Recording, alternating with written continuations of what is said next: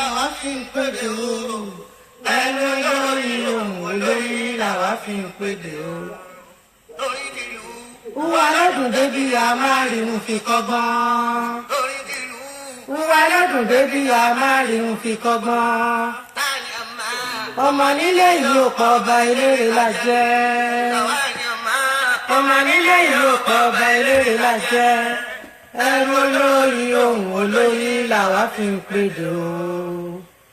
Lóní yàrá rébété kájọ máa gbádùn lóní yàrá rébété. Ó bá 20 boys ìtàbà fẹ́ra dénú.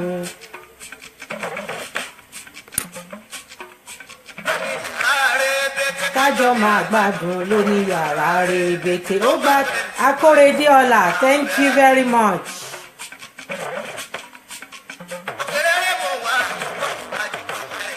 Ọba Olúwa ní Ṣọlá Gold, respect.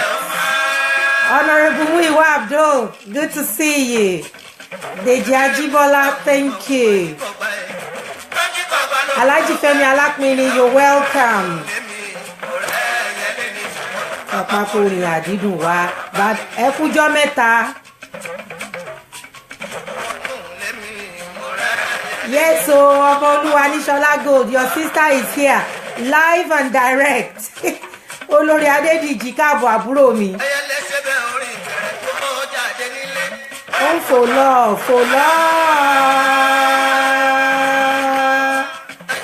Ó ṣé ìyá mi Olórí Adédìjì, ó ṣé okú àbẹ̀wò mi gbogbo gbà. Bẹ́tìlà Ajáàkẹ́ Ànábì. It's a pimping. It's a pimping. Out and about. Ògbólógbò. Mo ṣẹyẹlé dàdó mo gbé mi mo dó òrìṣà Àyìndé ti gborin síkùn kó rìn tó wáyé. Ajáàkẹ́ Ànábì ìwọ náà ló ní máa ṣe bẹ́ẹ̀. Ẹ̀yin lẹ́ni máa ṣe bẹ́ẹ̀. Tẹ́ra Àríkẹ́.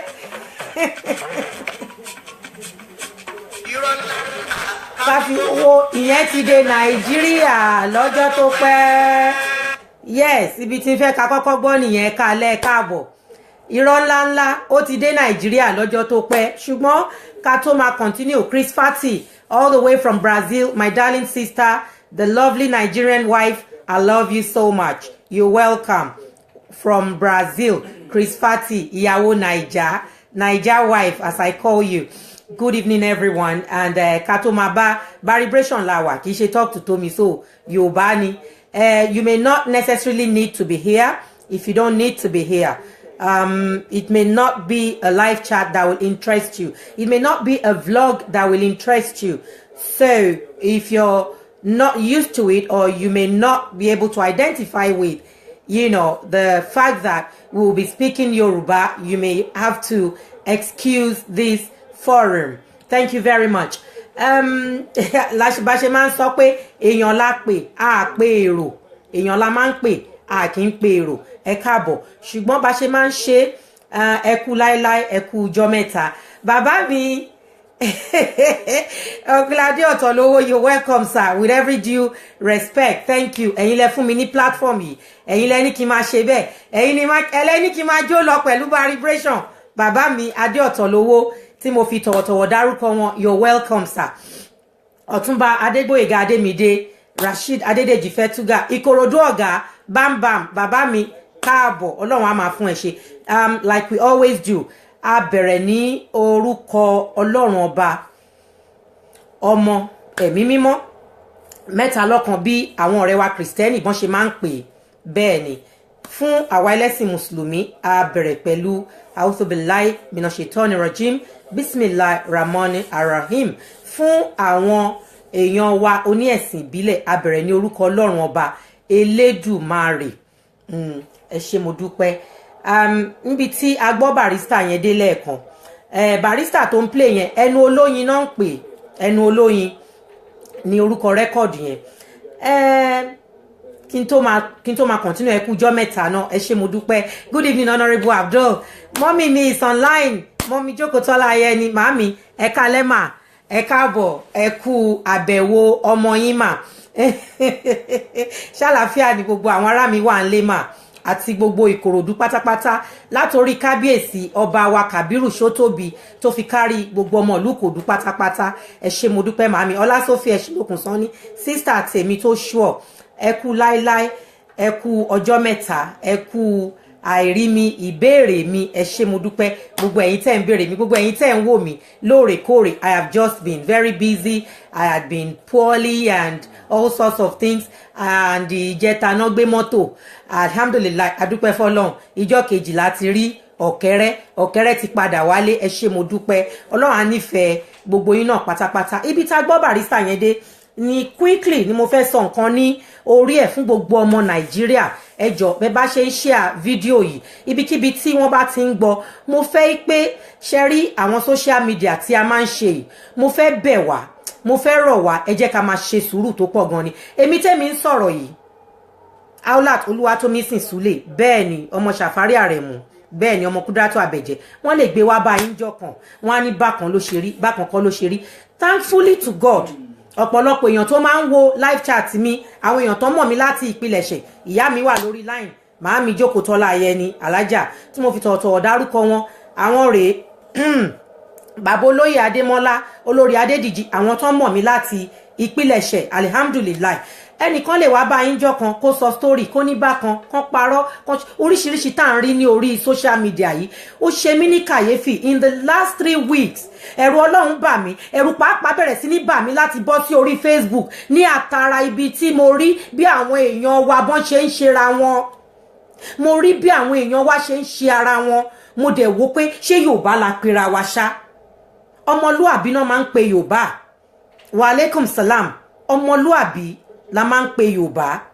ọmọlúàbí ni Yorùbá gbogbo ibi tí ìwà bá ti bí náà máa ti ń bá ọmọ Yorùbá mo wá rí oríṣiríṣi ó wá jẹ́ kí ẹ̀rù bà mí ó tiẹ̀ dàbí pé kí n tiẹ̀ sá fún gbogbo ayé ó ṣe mí bíi pé kí n tiẹ̀ máa kí ní social media náà pàápàá kí n tiẹ̀ má wulẹ̀ dá sí mú kan tiẹ̀ dẹ̀ ṣe mọ̀ wọ́n gbé jombo léra wọn lọ́wọ́ mo wá wò pé irú kí lélẹ̀ it took a whole lot of meditation a whole lot of self-reassurance it took a whole lot of self-reassurance pé kí ló dé kí làwọn èèyàn ṣe burú já ìbí eléyìí kí la gbà lọ́wọ́ ara wa kí la rà lọ́wọ́ ara wa ṣùgbọ́n gbogbo ẹ̀ jùlọ Ọlọ́run á bá wa yanjú gbogbo rògbòdìyàn tí kò bá wà ńlẹ̀ tí ò bá máa yí kiri ní orí social media albeit Facebook Instagram what not gbogbo nǹkan tí oníkálukú bá ń lò irọ́ ńláńlá ká fi wówó ìyẹn ti dé Nàìjíríà lọ́jọ́ tó pẹ́ kókó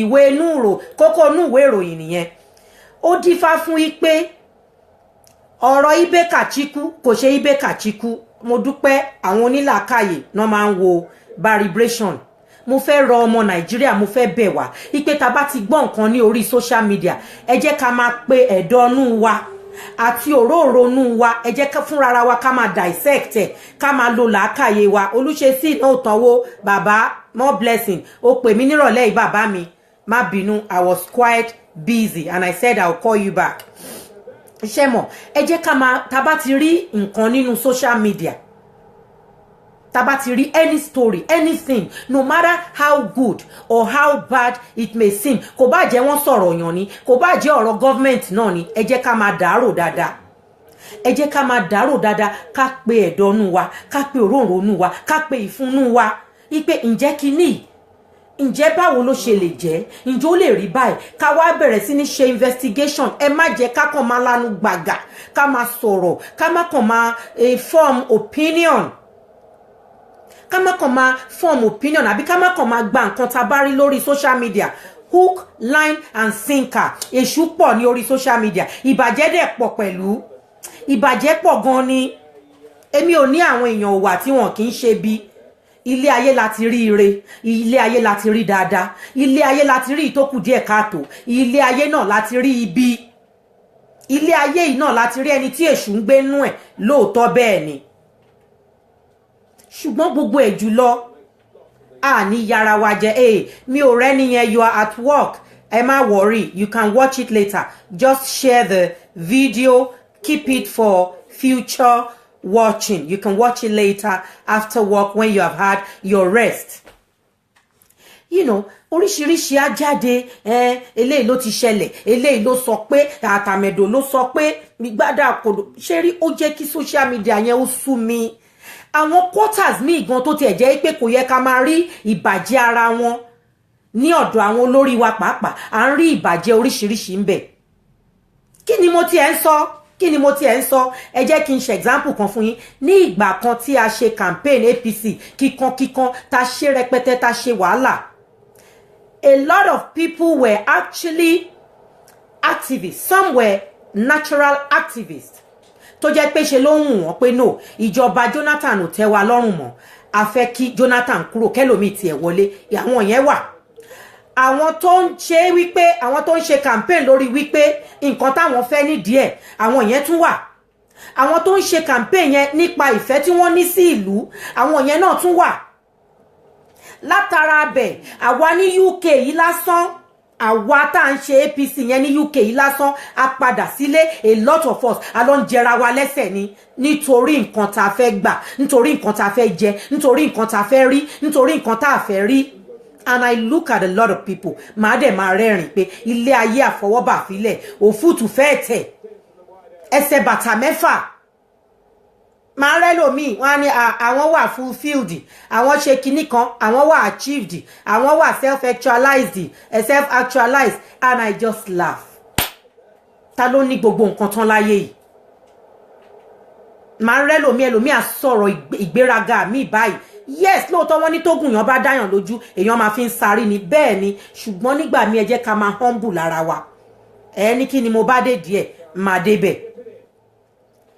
You know, kí ni lájorí pé a jọ wà nílùú òyìnbó yìí náà gbogbo wa, a tún padà sílé, a lọ ń jẹra wa lẹ́yìn ẹsẹ̀.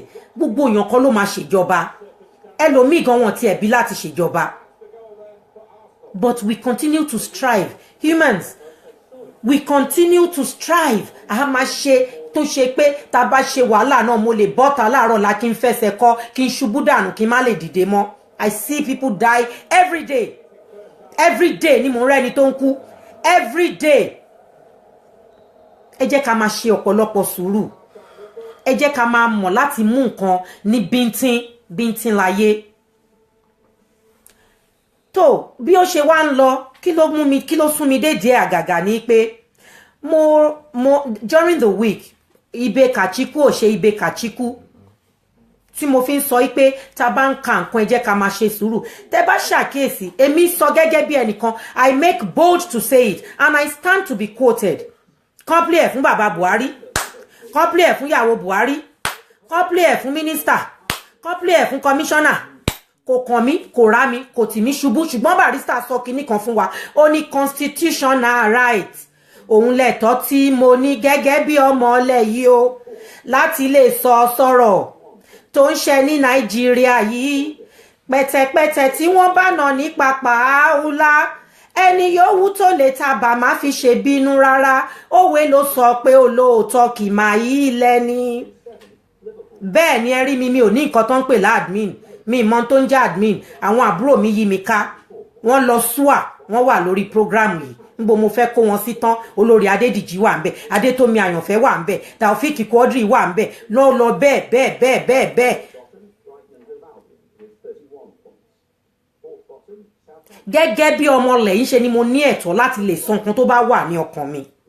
Ẹni tó bá wù ní kó gbọ́, ẹni tó bá wù kó má gbọ́. Ló dífá fún pé tá bá wò, mo máa ń sọ ní inú ọkàn mi and I stand to be corrected fún gbogbo àwọn tó bá ní làákàyè. Ní inú ìjọba bàbá Buhari, there are a whole lot of moles. Mo dẹ̀ máa ń tẹnu mọ́, máa ń sọ pé Ọlọ́run á dójú tì wọ́n. Gbogbo ẹni tó bá ní pé ìjọba yóò ní ṣe é ṣe, ní adúrú ìjà, adúrú ẹ̀mí tó lọ sí, adúrú àwọn ẹ̀mí tó ṣèṣe, adúrú àwọn tó sì ń jìyà ẹ̀ lọ́wọ́lọ́wọ́, tó sì ń jẹ̀yà ìjọba ìlú Nàìjíríà, pé ìjọba ìlú Nàìjíríà ò tò. Adúrú àwọn tó ń jẹ ìyà yẹn lọ́wọ́lọ́wọ́, ẹlẹ́dàá gbogbo wọn á fìyà jẹ gbogbo ẹni tó bá ní ìjọba Buhari ò ní ṣe é ṣe. I say it. Yes, ẹ play ẹ̀ fún bàbá Buhari. Kò kàn mí, kò rá mi, kò tì mí ṣubú. Ẹ play ẹ̀ ní Senate. Kò kàn mí, kò rá mi, kò tì mí ṣubú. mo ń sọ wípé àwọn moles wà ní inú ìjọba bàbá Buhari lẹ́nujọ́ mẹ́ta ìtẹ́ bá wò ìyẹn ló tiẹ̀ kọ́kọ́ rẹ̀ mí ná Haji Dis you welcome very humbly very honourably mo fi tọ̀wọ̀tọ̀wọ̀ dárúkọ yín lẹ́nujọ́ mẹ́ta yìí it was Aisha Alhassan ó lọ bá Atiku ó lọ sọ kinní kan ṣe rí ó easy fún wa láti gbọ́ nǹkan tẹ́nìkan bá sọ ǹjẹ́ a mọ nǹkan tó lead sí meeting tí wọ́n lọ ṣe yẹn tó fi di pé Aisha Alhassan àmì ẹrù wa ò ní jẹ́ tó lè inshallah sísítà mi ọlá Sophie Ẹ̀sìnlókun àmì wọ́n ti rọ́kẹ̀rẹ́ ọlọ́pàá ti rọ́kẹ̀rẹ́ mi ti gbọ́kẹ̀rẹ́ wálé látànà ìyá mi ti join tí mo fi tọ̀wọ̀tọ̀wọ̀ dárúkọ wọn Ajaseki Abiodun all the way from New York. I love her so much. She's my father's younger sister. She's my mother. She's my father. But she's my father in a woman's skin. And I love her to bits. Everyone knows I love my auntie to bits. As we were saying, mọ kí ló fà ṣẹ́rí Ọlọ́run kó máa gbà wá lọ́wọ́ ẹni tá a ṣọ́ tó ń ṣọ́ wa òun lọ̀rọ̀ ibi tá a bá ilé ayé wa dé nísìn especially pẹ̀lú ọ̀rọ̀ social media yìí. Ọlọ́run kó máa gbà wá lọ́wọ́ ẹni tí a ṣọ́ tó ń ṣọ́ wa. Sister Olanike Olawoyin, sister mi, happy birthday, many happy returns of the day.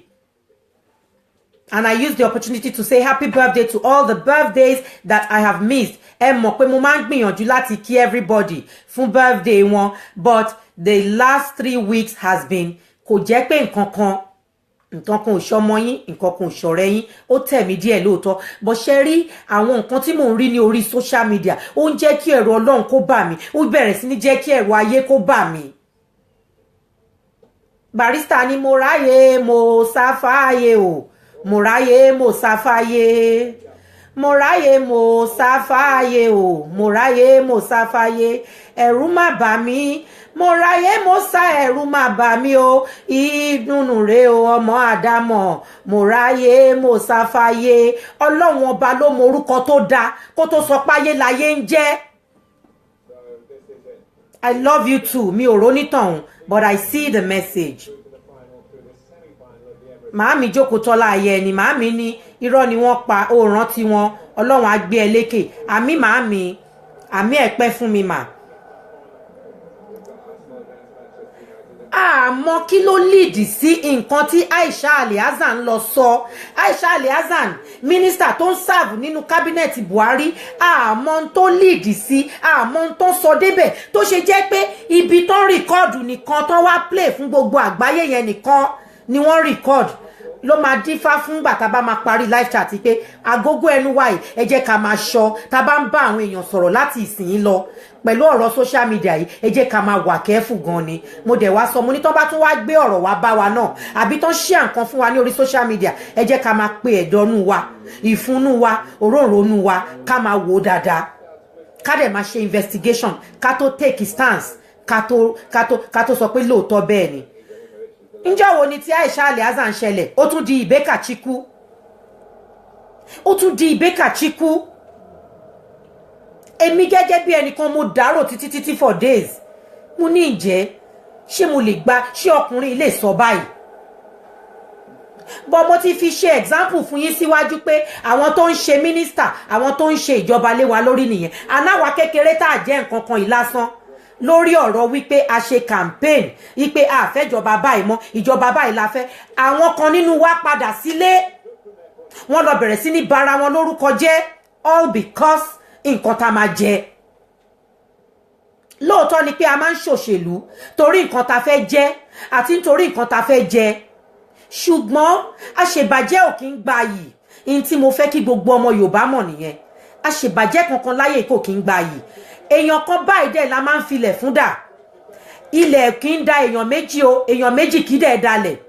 Nítorí ẹ̀ mo ṣe like àwọn oní ẹ̀sìn ìbílẹ̀, mo like àwọn oní ẹ̀sìn ìbílẹ̀ gan. Tó bá pàdé oní ẹ̀sìn ìbílẹ̀ méjì tán bá ti kíra wọn bọ́n ṣe ń kíra wọn tán, tó bá ń jẹun lọ́wọ́ tó bá ní wá jẹun, wàláhì ó máa tọwọ́ bọ̀ lẹ́sẹ̀kẹsẹ̀ máa jẹun yẹn lọ ni. Kò ní bẹ̀rù wípé àbó máa fi nǹkan sí tó fẹ́ fi pa òun, because wọ́n mọ ibi táwọn ti jọ ṣẹ̀ jáde.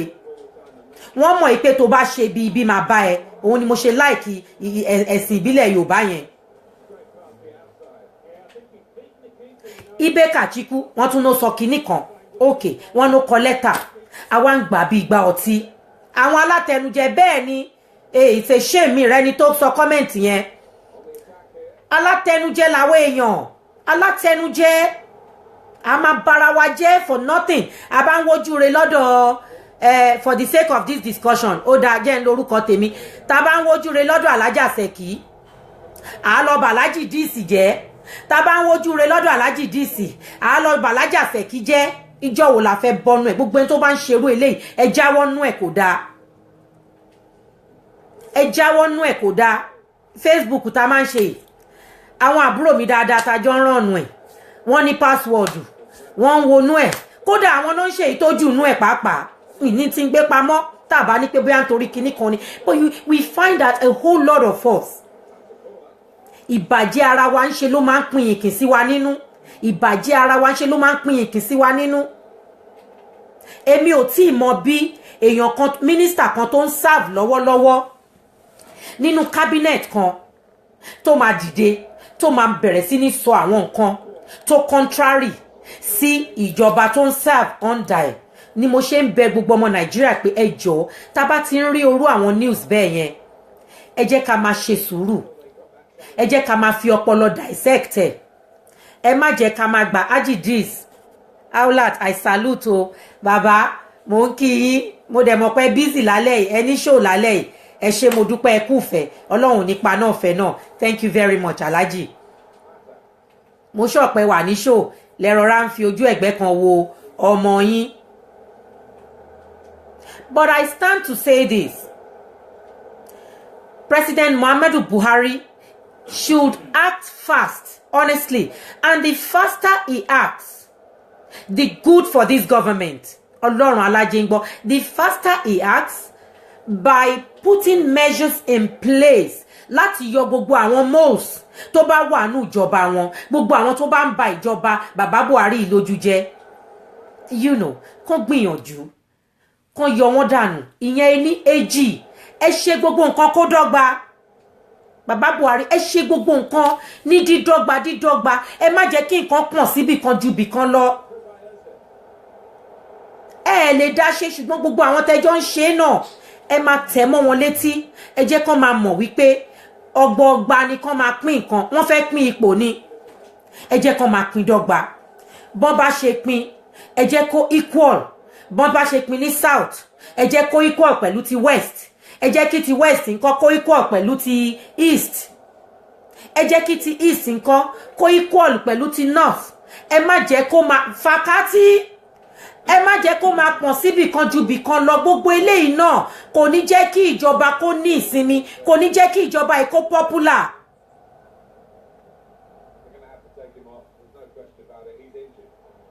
kò ní jẹ́ kí ìjọba ẹ̀ kó popular á pa popularity ìjọba yìí ṣùgbọ́n ẹyọ kan tí mo dúró lé ni pé gbogbo èèyàn tó bá dúró ní dúró pé ìjọba eléyìí ò ní work ilé àtọ̀nà wọn ò ní work gbogbo ẹni tó bá dúró ní dúró pé Nàìjíríà ò ní work ilé àtọ̀nà wọn ò ní work iṣẹ́ wọn pàápàá ò ní work bẹ́ẹ̀ ni àwọn àríjẹ ń di màdàrú àwọn àríjẹ aníkò tiẹ̀ ibi tó tún wá sú mi dé ni pé mo rí oríṣiríṣi ní orí Facebook yìí débi pé kò tún ṣe pé tán bá fẹ́ gba nǹkan nìkan ordinary pé ẹnìkan fẹ́ súnmọ́ ẹnìkan lè believe pé ẹnìkan gbajúmọ̀ ni máa jókòó nú lé mi nínú 2x2 yìí nígbà míì máa wo àwọn èèyàn máa rẹ́rìn ẹ jẹ́ ká máa ti ara bẹ̀ kọ́gbọ́n ẹ jọ̀ọ́ mo fẹ́ kẹ́ gbọ́ ọ̀rọ̀ yìí a máa play Barrister. Kúnlé Ayọ̀lọ́wọ́ my dear longest time the glory of God will shine upon your life in the mighty name of Jesus àmín. máa jókòó nú lé inú báyìí máa jókòó sí you love my name Aulat olórí Ojúróńgbé ẹ ṣé mo dúpẹ́ ayaba ẹ ṣé mo kórí adé o ẹ ṣé mo dúpẹ́. Yinka Bisola, my own lovely sister. I love you too. I love you. I love you. Walai, walaya, walayest. I love you, my sister Yinka Bisola. Walai, walaya, walayest. You know. Wọ́n gbede. Hello Alaja. Hello sister Aulati. Hello aunty Aulati. Ẹnìkan ẹ má ṣe dáadáa pẹ̀lú ẹ̀. Ojoojúmọ́ lẹ máa ń comment lórí kíní ẹ̀. Kò dẹ̀ ní comment lórí kíní yín. Màá ná ẹ ṣe. màá ní ẹ ṣé mo dúpẹ́ bóyá wọn ò rí ni ṣe mọ̀ pé Facebook ẹlòmíì àti post nǹkan á ti kọjá wọ́n lè má rí irọ́ ni gbogbo nǹkan tó fa rògbòdìyàn Facebook lẹ́ ń gbọ́ yìí àwọn bits and bobs àwọn nǹkan kéékèèké tí ò yẹ kéèyàn máa kà kún every day hello sister Olati ẹ̀rẹ́ nìkan ó wá kọ kíní kan Kínkẹ́ ọkọ arẹwà tó beautiful bàbá àwọn ọmọbìnrin tó beautiful I love you too honey brother you know níbi àìlè gbọ́ra wáyé níbi àìlè ṣe sùúrù níbi àìlè máa tẹ ẹ̀dọ̀nú wa ìfúnnú wa òróǹronú wa ká máa ṣe ọ̀pọ̀lọpọ̀ sùúrù mo mọ̀ pé Ọlọ́run ò pín fún wa dọ́gba mo dẹ̀ mọ̀ pé gbogbo èèyàn kan ló ní ẹ̀bùn ipe ká máa ṣe sùúrù but then a lè máa lo làákàyè bá àti ẹ̀ lo sùúrù a lè máa lo làákàyè ìkejì mi Ìyábọ̀ Beyonce ọ̀rẹ́ mi fún mi lówó lẹ́nìí ẹjọ́ ẹ bá mi show ẹ̀ ní love ó kàn tí ẹ wò mí Ìyábọ̀ Beyonce Adédọjà ìkejì mi ni ó kàn tí ẹ wò pé ìwọ ọmọ yìí ó dáa mo ti ẹ̀ fẹ́ ṣọdún owó fún ẹ mo fowó sínú àkáǹtì ẹ Ọlọ́run ọba mi ṣe yẹ̀yẹ́ o ẹ bá ń show ẹ̀ ní love mo kàn tí ẹ wò ẹ mo fẹ́ ṣọdún owó my birthday is 21st October good stuff I'll be all out for you King Kola I love him to bits. He says things the way they are. Kò sẹ́ni tó mọ̀ sọ tán. Even tó bá tiẹ̀ kù díẹ̀ ká tó téèyàn ò bá sọ tán. Èyí tó bá da tán bá sọnú ẹ̀. Ẹ jẹ́ ká mú. Èyí tó bá kù díẹ̀ ká tó yẹn jẹ́ ká ṣàlàyé Akínkọ́lá. Ọ̀rọ̀ yẹn tó sọ yẹn kò rí bẹ́ẹ̀ yẹn. Báyìí ló ṣe rí báyìí ló ṣe rí. Èèyàn ni wá kì í ṣe ẹranko ẹ jẹ́ ká lẹ́ẹ̀ láti máa bára wa sọ̀rọ̀. Kò sí nǹkan kan tó ń jẹ́ yankanyama. Kò sí nǹkan kan tó ń jẹ́ kinní kankan. There's nothing like it. Ọ̀rọ̀ yìí náà ẹ wo àwọn ìlú look at the United Kingdom bọ́n bá fẹ́ bá Canada ṣe nǹkan ẹ wo gbogbo ọ̀rọ̀ Brexit yìí àwa ń gbé nínú ìlú àmọ́ gbogbo negotiations tó ń lọ diplomatically between countries across Europe àmọ́ bó ṣe ń lọ àwa kàn ń gbé nílùú ni gẹ́gẹ́ bí citizens gẹ́gẹ́ bí residents you know Sister Sandra Roberts I love you and everyone in AMC thank you wọ́n máa negotiate ní ẹ̀rí kan lọ máa slander ara wọn káàkiri pé ìlú kan jalè kan ó ṣe kinní kan nígbà kan wá ṣe kinní kan ayé tó fún bẹ́ẹ̀ ni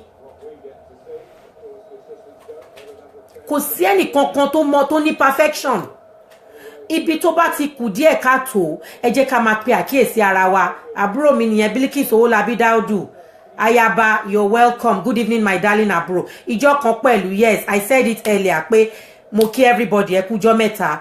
Ẹ̀rù ọmọ aráyé ló bà mí. Ẹ̀rù social media yẹn ó bà mí. Mo rí oríṣiríṣi nǹkan pé kí ló dé táwọn èèyàn tí a lè tread softly, tí a lè tread carefully, tí a lè tread sensibly, tí a lè tread with even love. Ó ṣe jẹ́ pé tá bá ti rí nǹkan báyìí, a fẹ́ attack ara wa ni.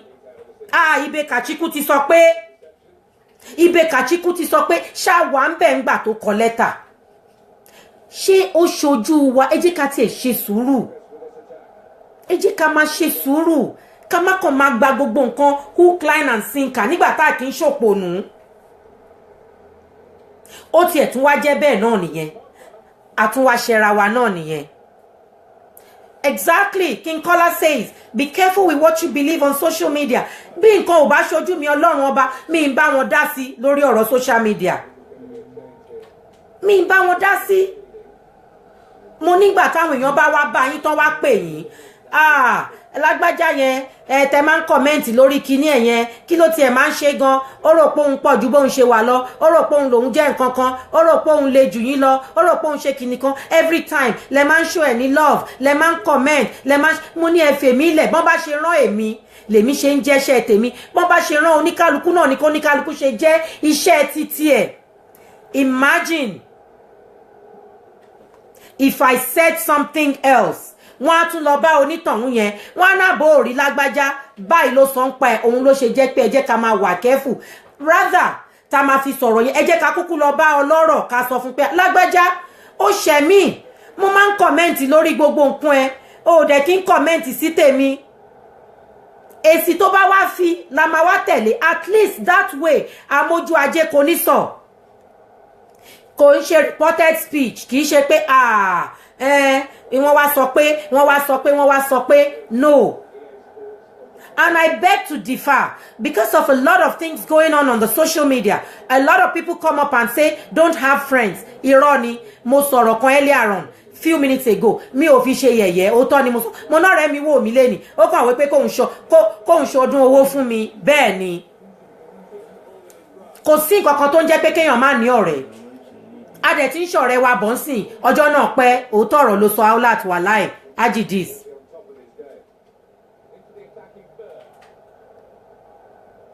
A ti ń ṣọ̀rẹ́ wa ti pẹ́, àdẹ̀jàrí, and a whole lot of other friends like that. I don't believe in that crap pé èèyàn ò lè ṣọ̀rẹ́ kéèyàn má nà ọ̀rẹ́. I don't believe in it. Bẹ́ẹ̀ bá ṣe ṣe ọ̀rẹ́ yín òun ló matter. And I see that a lot of people tó máa bọ́ta sọ pé ẹ má ṣọ̀rẹ́, they keep their own friends.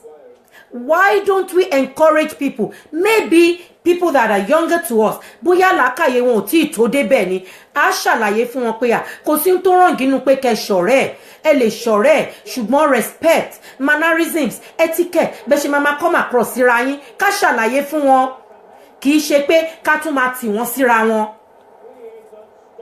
Lanike Olawoyin, all the evil doers shall embark on journey of no return. Lórí ọ̀rọ̀ Nàìjíríà, àmì gbogbo aṣebi lórí ọ̀rọ̀ Nàìjíríà, bẹ́ẹ̀ ni, they will embark on a journey of no return. Bẹ́ẹ̀ ni, ìbàjẹ́ ènìyàn ò dáṣẹ́ Olúwa dúró, bẹ́ẹ̀ ni. Jídé Táyọ̀ Ọlábánjí, great analysis.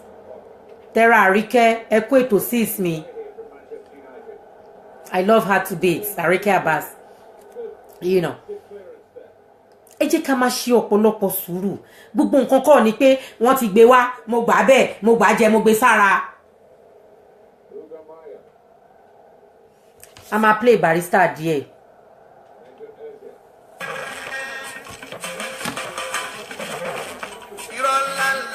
Ká fi wowo. Ìyẹn ti dé Nàìjíríà lọ́jọ́ tó pẹ́. Ẹ ń forin ṣe tèmi.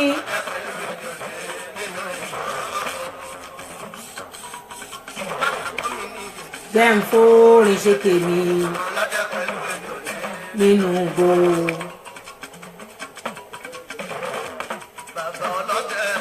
Pẹ̀lú ejò nínú igbó.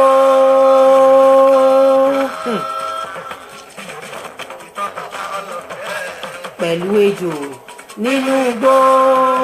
Ejò sáré kú nàgbọ́nàgbọ́n. Nàgbọ́nàgbọ́n ló bá ń kígbe. Aṣọ́re máa ṣèkà. Kọ́ ọlọ́dẹ má pa mí. Kò sí nǹkan tó rọ̀ǹgínú ká ṣoore fúnra wa. Kò sí tó rọ̀ǹgínú ká ṣe dáadáa pẹ̀lú ra wa. Àwa èèyàn náà ni aburú wà ní inú wa. Tá bá ṣe dáadáa fúnra wa, ẹ jẹ́ ká fi dáadáa san padà. Tá bá rẹ́ni tó ṣaburú fún wa, ẹ jẹ́ ká ṣàlàyé fún pé ó ṣaburú fún mi ṣùgbọ́n mo jù ẹ́ lẹ̀ fọ́lọ́run ọba.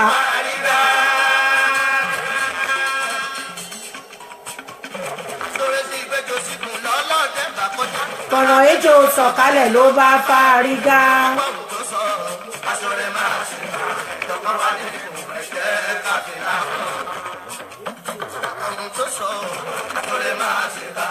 I'll take on some messages. Oh, ìyàwó bàbá wa wà láàrin wa, Mrs. Yetunde Olúbùnmi Erinlẹ̀ Balógun. She's watching. Eka Lema, Ekabo, thank you very much for allowing me this platform of vibration. Like I say to all SAB's family members, Ọlọ́run tó láyé, àwa Sadio gbogbo ọ̀nà táwọn alábòsí lè gbà fi wá borí ọ̀tá pẹ̀lẹ́tẹ̀ wọn. Àmín. Ajidis, I love you lot walai, but Buhari also forget the promise he promised Nigerians. Alhaji Dis lórí ọ̀rọ̀ tẹ́ sọ yẹn pé Buhari forgot the promise he made to Nigerians. Ṣé rí àti jẹ́ olórí kìí ṣe nǹkan tó easy. Ṣé dẹ̀ mọ̀ pé kò lè dá ṣe. Kò lè dájọba yẹn náà ṣe. Àwọn tó kó mọ́ra, ẹ jẹ́ ká bẹ̀ wọ́n, àwọn nìkan ṣòótọ́. Àwọn tó kó mọ́ra, àwọn nìkan ṣòótọ́, àwọn nìkan ṣe dáadáa, àwọn nìkan ní inú wọn wípé àwọn fẹ́ ṣe ìjọba ní òótọ́ àti òdodo ni. Wọ́n ti bayé jẹ́, bẹ́ẹ̀ ni. Sister mi ló sọ bẹ́ẹ̀, Yínká Bísọ́lá. Brother tèmi, Táyé Fáṣínà, true talk jàre sister mi. Brother mi gbórí wọlé Adédayọ̀ Àìnáwó Labi is watching. Thank you, my brother. Thank you for always showing love to your sister. Ajidis, lóòótọ́ ni.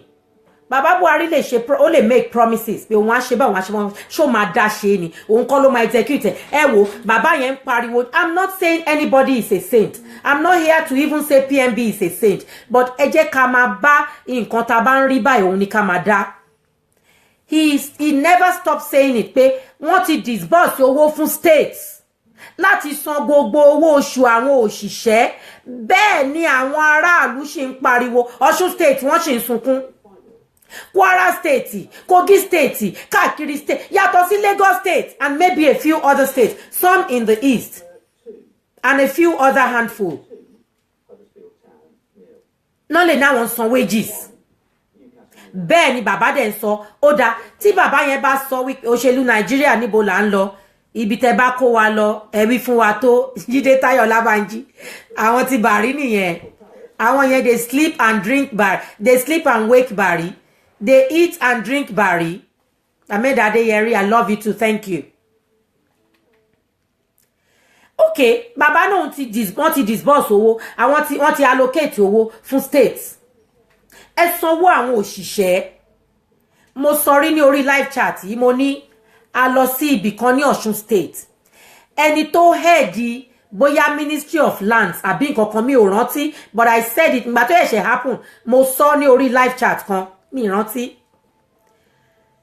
Ẹni tó head ministry kan bẹ̀ ní ìgbà tí wọ́n ń lọ tí wọ́n hand over 5,000 naira fún ó fẹ́ lè dọ̀bálẹ̀ báyìí. It only shows you that pé ọkùnrin yẹn ò gbowó oṣù for a very long time. Wọ́n kàn fún ní tip 5,000 naira. He was very very grateful. Mo sure pé ti wò pé ìyàwó wọn á ṣe bẹ̀lẹ́ ni kí ló dé. Àti governor àti whoever gbogbo ẹni tó bá wà nípò Buhari ò lè dá ṣe. He cannot do it alone. Àwọn mọ̀nàfíkì hypocrites bẹ́ẹ̀ ni.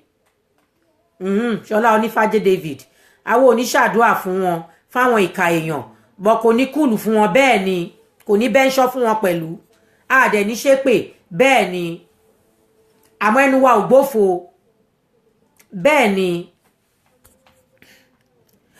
ẹni tí ò gbọ́n ẹni tó gbọ́n bí Ọlọ́run ò sí nínú wa. Àwọn ọ̀tá bàbá ni wọn gbé iṣẹ́ bàbá yọ.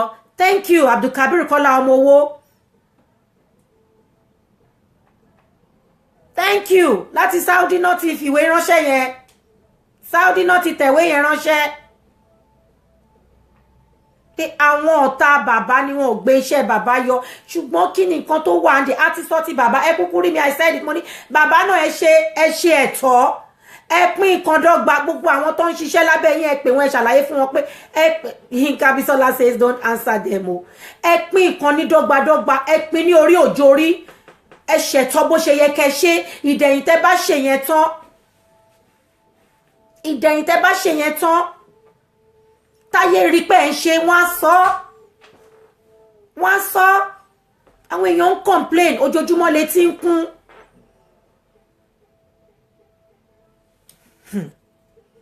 So bó ṣe rí nìyẹn Ajidis ṣe mọ̀ kò sí bí bàbá ṣe lè máa gbìyànjú tó láti bring our promises to reality. Ẹ má jẹ́ ká gbàgbé pé bàbá ò lè dá ṣe. Ẹ má jẹ́ ká gbàgbé pé kò lè dá ṣe. Oh, Gaddafi Mohammed Isa from Brazil. Your guy is watching me. Oh, bless your Oga. Good evening, Rántí Bíkúnlé. Làákàyè is lost in many people. Wallahi. And ó máa ń sadden me especially lórí ọ̀rọ̀ làákàyè pé àwọn ọmọ Yorùbá gangan Ìyábọ̀ Beyonce Adédọjà you love me always I love you too. I love you too. Princess Okeowo true talk. Yeah. Gaddafi, my Oga is watching you from Brazil. Gaddafi Mohammed Isa bá mi kí ọ̀gá ẹ pé ó ṣe gan ni o. Bá mi sọ nagode fún bàbá mi pé ó ṣe o. Ó ṣe gan ni. Ẹ wò ẹ jẹ́ ká máa yọ fún ní kálùkù ní kọ̀ọ̀kan.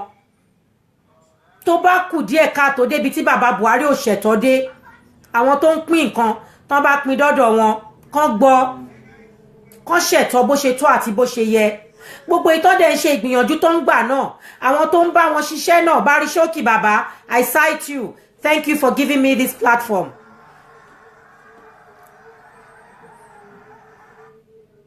ẹ̀yin tẹ́ ń ṣiṣẹ́ pẹ̀lú wọn náà ẹ jẹ́ kí iṣẹ́ ìwọ̀nba iṣẹ́ tí bàbá náà bá ń ṣe jẹ́ kó yọ jáde. òun làwọn aráàlú ń sọ yẹn wọ́n náwọn ò ní ṣépè ṣùgbọ́n ẹnu àwọn ò ní gbófo. ṣé kò sú yín kẹ́ máa forí yín gbèpè ni?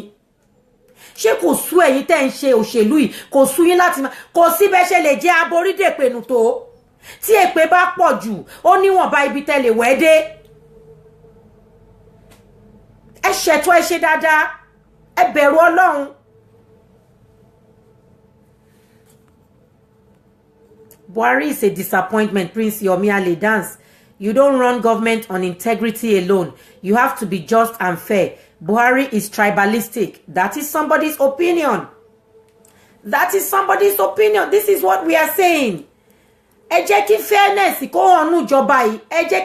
Ẹ jẹ́ kó wá exhibited. Ẹ jẹ́ kó hàn sí gbogbo ọmọ Nàìjíríà wípé fairness ó wà nínú ìjọba yìí.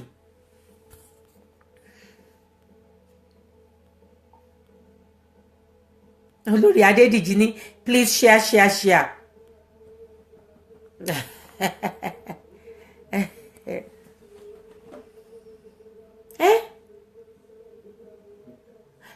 Nítorí àwíjàre kí ìtọ́ tán lẹ́nu ẹ ṣèjọba ìbò ṣe dá ẹ yé jẹ́ kára ni àwọn aráàlú. Olórí ẹ̀ nìyẹn. Aja for sure I cite you Mama Monroe, good evening. It's very hard to Yoruba people. Rashida Ajibola Bali, that is the problem with us Nigerians.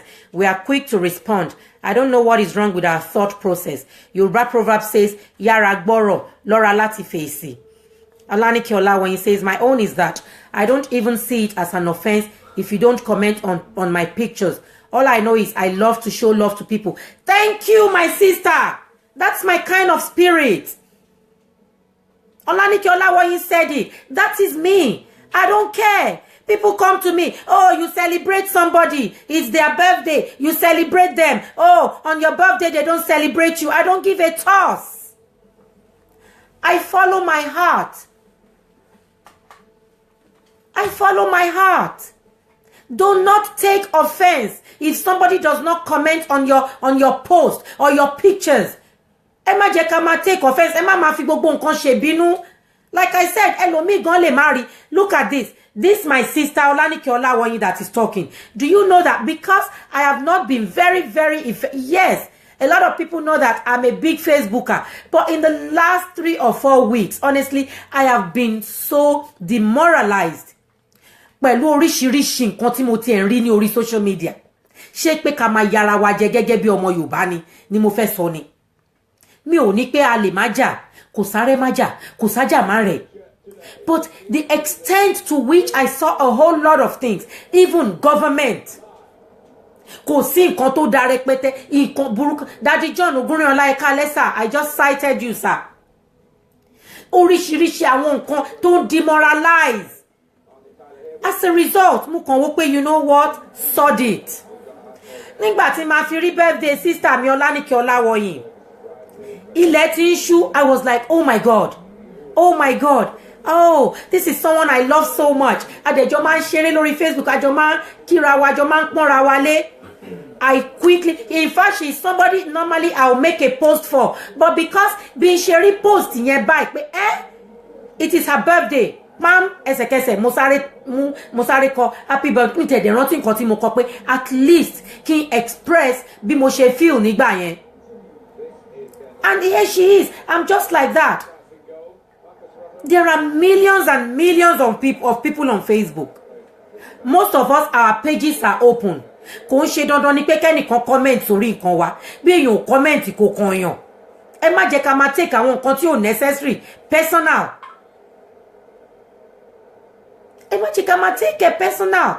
A whole lot of people come on the social media, Facebook especially, that I'm used to, you know, just to express themselves, to show love, to show, you know, living life and loving life. Shemo.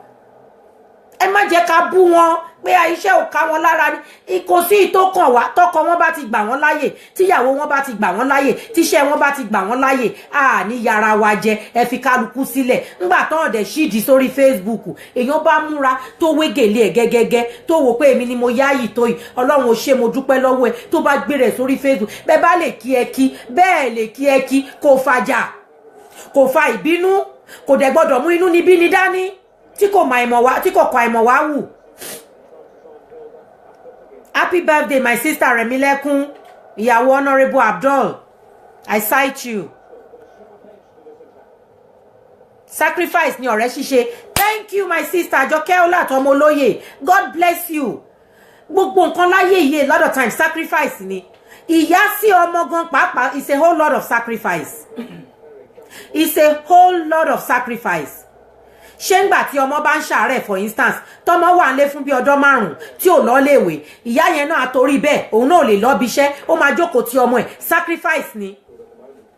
Bàbá tó máa wà ń bí iṣẹ́ gan tó máa bẹ̀ wọ́n wò lẹ́ẹ̀mẹwàá ẹ̀ ló báwo lọmọ yẹn ṣe kí lára ẹ ṣe fífà yẹn lọ́lẹ̀ ara sacrifice náà ni aṣáàrẹ ni tó ń bímọ lẹ̀ tó ń pọ̀lẹ̀ pọ̀ tó dẹ̀ máa fi ránṣẹ́ sí social services ara sacrifice náà ni. Shola Onifade David, long time too. Yes, long time. I have just been doing the social media.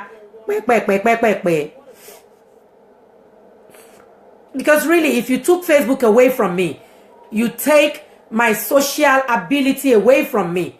But then it got to a point that gbogbo nǹkan tí mò ń rí ó sú mi, ó jẹ́ kẹ́rù ẹ̀rù àwọn èèyàn bà mí, ẹ̀rù ayé bà mí generally. Brother mi ti dé, Wale Onifade. Olórí Adédìjì ó fẹ́ jó. I can see your dancing steps. Ẹ jẹ́ ká máa ṣe sùúrù. Chris Fati, yes, I'm smiling for you. She says smile, my dear. Isholade. I want your land. Thank you for joining us. Let's listen to the barrister. I was taking some comments. Greetings, my brother Wale Onifade. Thank you. Kílẹ̀ tó pò ṣìkà. Tó bá pẹ́ tó bá yá orí á máa sú ní ṣe òwe tí King Kola ń pa nìyẹn. Isholade, nice outfit ma. Thank you very much. Thank you. Oh, Aja Monsura, all the way from New Jersey. Thank you. You're welcome, my sister. And thank you for checking on me. Thank you so much. You checked on me when I was not well. You checked on me when they stole the car. Thank you so much, Aja Monsura, and a whole lot of friends and family.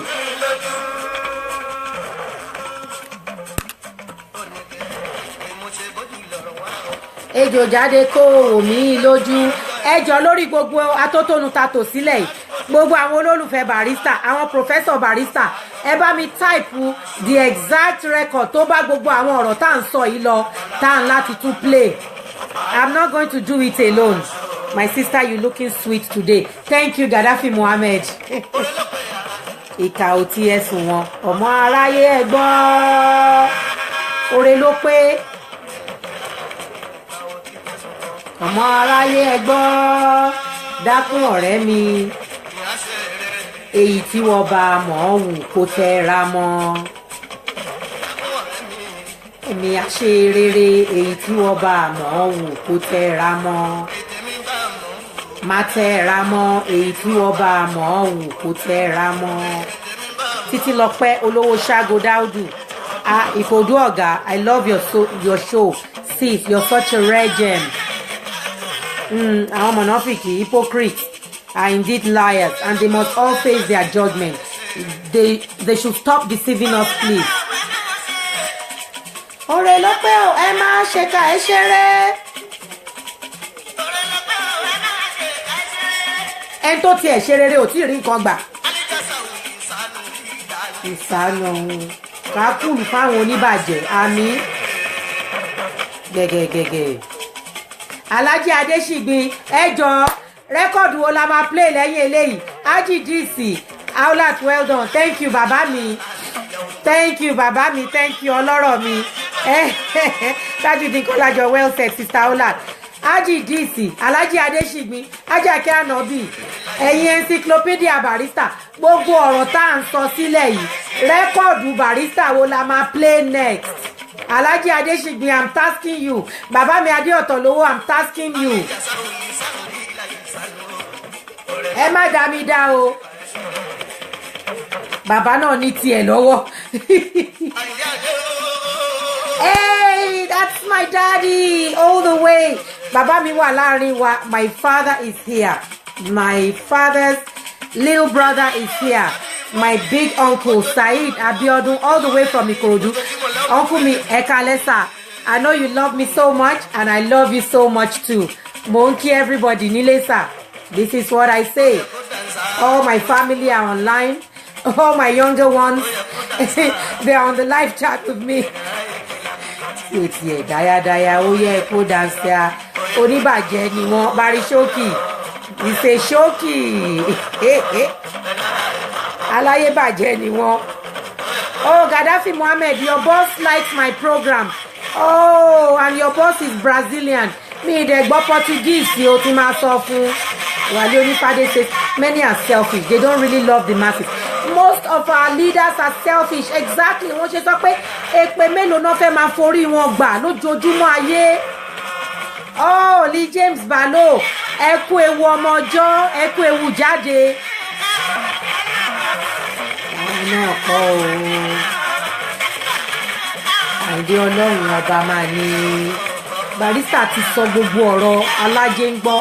Barrister ti sọ gbogbo ọ̀rọ̀ tó bá jẹ́ pé a lè máa gbọ́ orin Barrister ká máa fi ṣí ara wa ní etí ká máa fi fún ara wa ní làákàyè.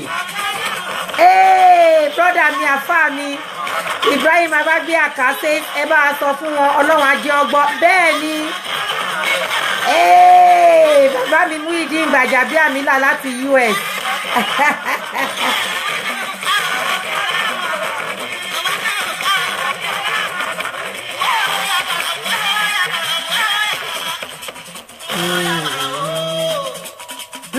Adédayọ̀ Àìnáwólabí she said it all bravo.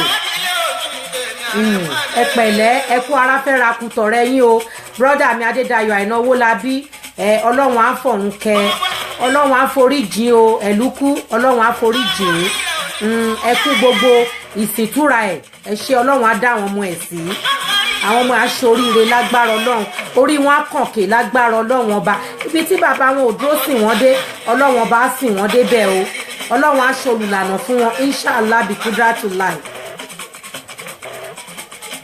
Òun ló dífá fún pé ọ̀rọ̀ tí mo ra mẹ́nubà briefly yìí brother mi Adédayọ̀ Àìnáwólabí mò ń kí wọn pé wọ́n kó ara fẹ́ ra ku ọ̀rẹ́ wọn tó ṣaláìsí ẹ jọ̀ọ́ ní ipasẹ̀ bẹ́ẹ̀ mo fẹ́ bẹ̀ oh Gaddafi says my oga give me 30 minutes to watch the program ibi tọ́rọ̀ òyìnbó dá sí nìyẹn ṣẹráyé iṣẹ́ òyìnbó ó rí pé staff òun ó enjoy program kan ó fún ní 30 minutes ilé ayé ò le ọbẹ̀ òbú Gaddafi Mohammed Isa please tell your boss I said thank you very much. I don't speak Portuguese, unfortunately. You know, tell him I say thank you so very much. That I thank him for giving you 30 minutes. I'm sure he's watching with you. He can hear me. Ipe Oshegoni, we thank him for giving you time to watch the program.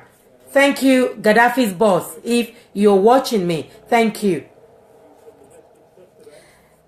Tí gbé record yẹn jáde Alhaji Adeshigbi Baboloye Ademola Aulat I always say it until we regionalize the governance in Nigeria we must not cook in darkness. If you look at components that make Nigerian states are of different objectives exactly Barrister náà ti sorry ipe bóyá tí Igbo bá ṣe òótọ́ ṣe fọ́dún mẹ́ta tí Yorùbá bá ṣe òótọ́ ṣe fọ́dún mẹ́ta Hausa bá ṣe o you know Barrister gbogbo ẹni Barrister ti fi kọrin tó bá jẹ́ pé a máa regionalize governance náà ni kán jókòó ṣá kán sọ̀rọ̀ yìí kán ṣàjẹ́ kára tu àwọn aráàlú.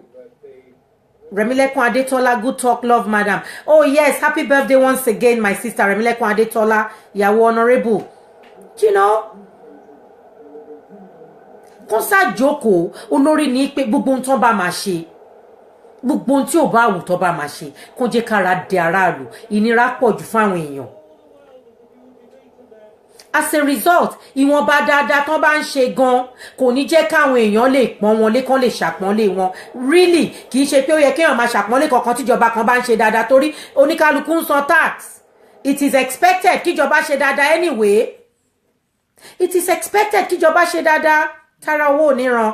Hi sweet sis, you're too detailed when it comes to fashion. Mwah. Hope have not missed so much. What are we treating today? Oh, blimey. I have gone really deep into it now. Afuye Olatunji Abayomi, you're talking sense. Tell them, make the hair. I say it all the time. At Afuye Olatunji Abayomi, I say it all the time. Baba mi, Alhaji Tajuddin Ashanti Shole, Baba, respect. Eka Bosa, Ekweto Yami, thank you very much, sir. You're welcome. Thank you for always checking on me. Alhaji Ashanti, he calls me every day. He shows me love all the time.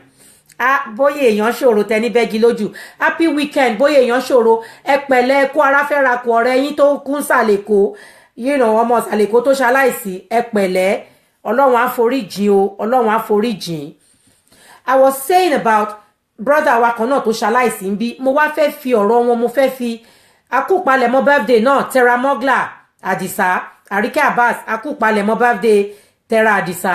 You know, mo wá fẹ́ fi ọ̀rọ̀ yẹn nígbà tí ọ̀rọ̀ ipe ẹ̀lúkú ṣaláìsí ò ṣaláìsí dé oríṣiríṣi you know ló tó mi létí and what not mo wá fẹ́ bẹ̀ gbogbo àwọn èèyàn wa yálà ọkùnrin yálà obìnrin ẹ má bínú pé mo ń bọ́ láti ibìkan sí ibìkan it's not that mo briefly sọ̀rọ̀ lórí ọ̀rọ̀ ìgbà tí mo bẹ̀rẹ̀ mo open ẹ̀ pẹ̀lú pé ọ̀rọ̀ Ibe Kachiku kò ṣe Aisha Muhammed kò ṣe gọ́ọ̀mẹ̀ntì Buhari pé ẹ jẹ́ kí a máa ṣe sùúrù ẹ jẹ́ ká máa wádìí òdodo dájúdájú ká dẹ̀ máa fi èyí tó ń jẹ́ òdodo hàn mo dẹ̀ ṣe pé mi ò ṣe pé mi ò ṣàdúà ṣùgbọ́n ẹnu mi ò gbófo ní gbogbo ẹni tó bá ń ṣèjọba Nàìjíríà tí ò ṣe dáadáa tó ṣe pé ilé wọn nìkan ẹnu tiwọn àpò wọn nìkan náà rán bó ṣe máa rí fún wọn gbogbo ọmọ Nàìjíríà náà ń fẹnu ara wọn ṣàlàyé fún wọn mo jánu lórí ẹ̀ òun ló ṣe jẹ́ pé àwa bọ́ sí bá ṣe máa ń ṣe ètò wa normally ta máa ń gbára wa ní ìyànjú so kì í ṣe pé bóyá a bọ́ láti ibìkan sí ibìkan I said that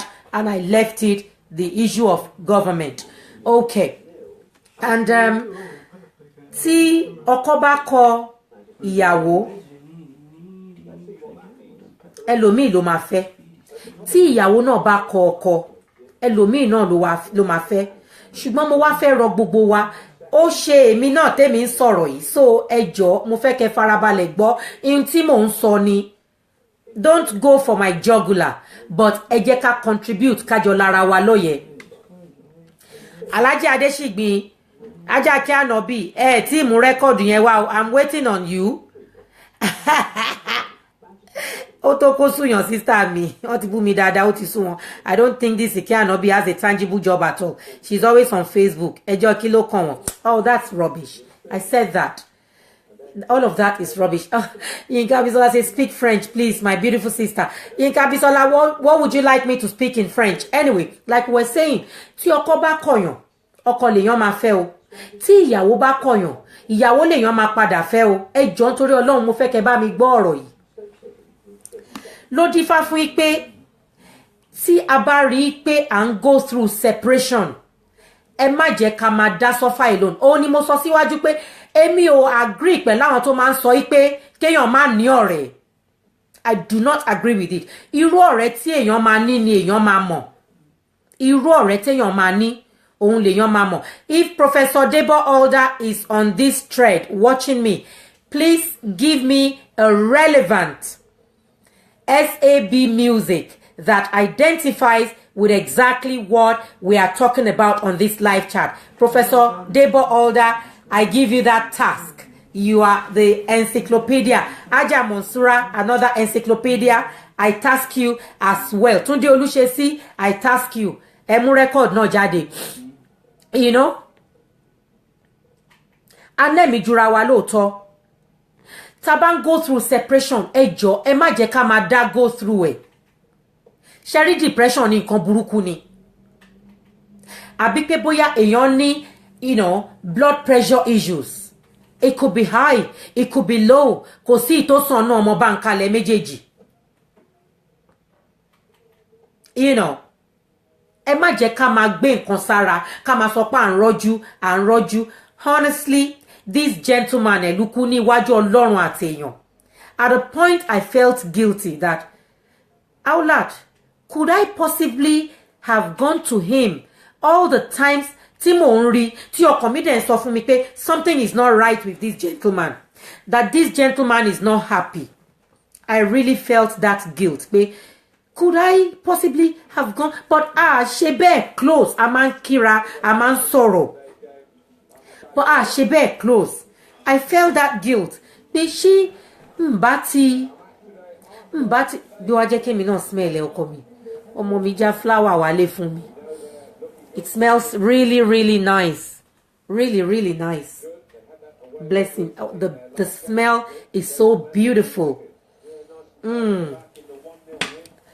Anyway, I felt the guilt pé ṣé bóyá n bá dẹ̀ ti lọ bá kí n ti bí pé I can see that something is not right. Ẹ jọ̀ọ́, sometimes if you see me come to you, maybe in London, in my South London, gbogbo ẹ̀yin tájọ máa ń bára wa ṣe, ẹ jọ̀ọ́, ẹ má ṣe bíi pé bóyá mo poke nose, because with Eluku I felt a little bit of guilt pé maybe if only I had spoken to him, maybe it could have helped. Maybe, I'm not saying yes, but maybe it could have helped. You know, Abdulkabir Kọ́lá Ọmọwó Alhaji, ẹ láti sọ record tá máa play next. Nítorí ẹ̀ ni mi ṣe play record mi, ẹ máa sọ record tá máa play next. You know, could it be that ká ní mo ti pe Eluku pé Eluku bye. Sùúrù, okay, Olórí Adédìjì. Thank you, my honey babe. Well done. I've seen that. Sùúrù, okay. All right. I sat down and thought about it. Ṣé tó bá dé jẹ́ pé bí mo dé pé tí mo dé tẹ́ nínú tí mo ní Eluku mi ò ń rí báyìí tẹ́lẹ̀. Suddenly mo rí pé nǹkan kan change. Òyìnbó máa ń ṣe bẹ́ẹ̀. Ṣùgbọ́n lọ́dọ̀ tiwa a máa rí bíi wípé tójú bọlé mọ bí ọbẹ̀ dùn. Nosy poker, because it is true. Àwọn kan á ṣe pẹ̀lú ọkàn tí ò dáa. Àwọn kan á ṣe pẹ̀lú ọkàn pé wọ́n fẹ́ gbé ẹjọ́ onítọ̀hún káàkiri. Kò dáa lè má bára wa jẹ́. I see people sometimes on Facebook, máa lọ bá wọn inbox, Babolóyè correction, okay. Máa lọ bá wọn inbox, oh, Queen so. Oh, you don't look bright today. I hope all is good. You know, do you want to talk to somebody? Problem shared is problem solved. Thank you. Separation is a very hard thing to go through. Ẹ jọ̀ọ́, nǹkan tó le gan ni separation, especially fáwa tá wà ń lo òyìnbó. Èmi tèmi ń sọ̀rọ̀ yìí mo sọ fún yín, I went through it, and while experiencing it, I had a stroke. Ọlọ́run ló rà mí padà níbi pé mi ìfẹ́ rojọ́ mi, wọ́n máa fi mí ṣe yẹ̀yẹ́. Ẹnìkan ló máa fìyàn ṣe yẹ̀yẹ́ anyway. Ẹnìkan ló máa sọ̀rọ̀ lọ́rọ̀ anyway. Don't give a toss. Oluwatoyin Omolola, my sister, you look like I do, people. The truth and precaution. Okay. You know, ẹ má jẹ́ ká máa jura wálẹ̀. Now, Eluku kí ló dà sínú gbá gbogbo wa. All his friends are going to miss him. He was a very gentle guy. The last time I saw him, he was saying to a friend pé mo fẹ́ sáré dé ibì kan ní East London, and that was it. Mi mọ̀ pé kú ló máa já sí. So ẹ jọ̀ọ́, if you're going Sherry, marriage fún àwọn tọ́lọ́run bá dá fún ipe ó máa work. Ẹlòmíì pàápàá kì í ṣe àìmọ̀ṣe wọn ni kì í jẹ́ kó work. Ẹ má jẹ́ ká máa blame ara wa jù. Ẹ má jẹ́ ká tètè máa wá àìmọ̀ṣe ara wa. Ẹ jẹ́ ká máa support ara wa mọ́. I don't know. Maybe if he had opened up a little bit more to people and expressed himself more. Lóòótọ́ àwa Yorùbá, èèyàn tó funny ni wọ́n á bu àwọn á ní ṣé kò ń ṣọkùnrin ni. Kí ló ń ṣe? Ṣé kò lè handle ẹ̀ ni? Ṣé òun nìkan ló máa kọ́kọ́ ní marriage break up ni? it is not as easy as you think. Èmi ń sọ tara tèmi pé èmi tèmi jókòó yìí. Yes. After many years of marriage náà break, I experienced a stroke. Mi ò sọ pé lòmíì, ara tèmi lèmi ń sọ. Èmi ló ṣẹlẹ̀ sí kì í ṣe lòmíì. So what? Because all my life, because mo ti rò pé gbogbo ìgbésí ayé mi marriage yẹn ni. Mi ò ronú fún nǹkan mi ò ro nǹkan mi kọjá marriage yẹn. Kò sóye tó lè taṣọ láyé ìwọ̀n bá ta ní 1 million naira tí n bá ti wọ̀ fún ọkọ mi ní inú ilé mi, wàláì mo ti wà okay. And it happened suddenly. Suddenly tó happen yẹn, èmi náà sudden pẹ̀lú ẹ̀ ni. So, you know, nǹkan tí ó bá ṣèyàn kan rí lèèyàn máa wò pé bóyá àbí kinní kan. Some people, Ọlọ́run dẹ̀ fún wa lágbára jura wa lọ. Ẹlòmíì ní ara gba nǹkan sí ẹlòmíì, ọ̀dájú ọmọ Yakuba ni wọ́n. Ọ̀dájú ọmọ Yakuba, kò sí tó lè ṣẹlẹ̀ sí wọn. Wọ́n máa wò pé ó ṣẹlẹ̀ náà ni. They don't give a toss. Ọlọ́run dá oníkálukú ní ọ̀tọ̀ọ̀tọ̀. Olúmídé Ọládàpọ̀ Ṣóilé, how come you don't respond to picture posts, especially prayers on Messenger? At Olúmídé Ọládàpọ̀ Ṣóilé, I will answer that quickly. Sherry, àwọn picture post àti prayer post tẹ́ ń sọ yẹn, ẹ fi ra yín sí position mi. Bóyá ẹ ní bí pages mẹ́fà ní orí Facebook for different things. Bóyá àwọn èèyàn tó wà ńbẹ̀, bóyá ó tó bí, you know, just for the sake of this discussion and without exaggeration, bóyá bí 100 and something thousand. And ká wá sọ pé bóyá 500 nínú àwọn people, àwọn followers yẹn, wọ́n máa wá fún yín ní prayer message lójoojúmọ́. Prayer message mélòó ni mo fẹ́ dáhùn? Kì í ṣe pé mi kì í respond. Mo mọ̀ pé à ń gbàdúrà fúnra wa. Ọlọ́run ọba pàápàá ń gbàdúrà fúnra wa. It is not about bóyá Christian message àbí Muslim message, but some messages are not necessary. Believe me. Happy weekend, sir. Baba Ṣọlé. Some messages are not necessary. If you send me a message that is very important, mi ò rò pé mi ò ní ṣaláì attend sí àbí kí n kà. But tí n bá mélòó ni mo fẹ́ respond sí nínú prayer messages, share it, send to 20 people, send to, tí n bá jókòó tí mò ń ṣe yẹn, ǹjẹ́ màá lè ṣiṣẹ́, ǹjẹ́ màá lè jókòó níbi tí n jókòó sí, ǹjẹ́ màá lè feed ọmọ, ǹjẹ́ màá lè sanwó ilé. Picture messages mélòó la fẹ́. I will not lie to you. A whole lot of times, out of respect, I look at it and I delete them. Because à ń sọ ní gbogbo ìgbà. À ń sọ. A lè gbàdúrà fúnra wa. Hello, good morning. Èmi á sàn yín o. Sister mi dáadáa kan wà lórí Facebook. Yétúndé Olúwadára sí mi. Every day, èní ọjọ́ ajé á sàn yín o, ajé á ṣe kinní kan, ọjọ́ ẹtì ò ní sínú ọ̀rọ̀ wa o, ìgbádà kòdò. Wálé Onífádé, happenings on social media in the last few days have been ridiculously disappointing. Upon what? All is vanity. Exactly. So ẹ jọ̀ọ́ lórí ọ̀rọ̀ prayer picture message ẹ má bínú.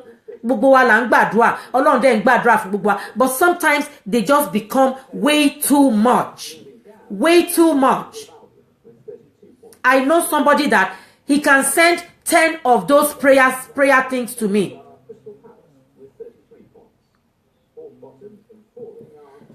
He can send 10 of them to me. Mbo mo fẹ́ gbé gbà.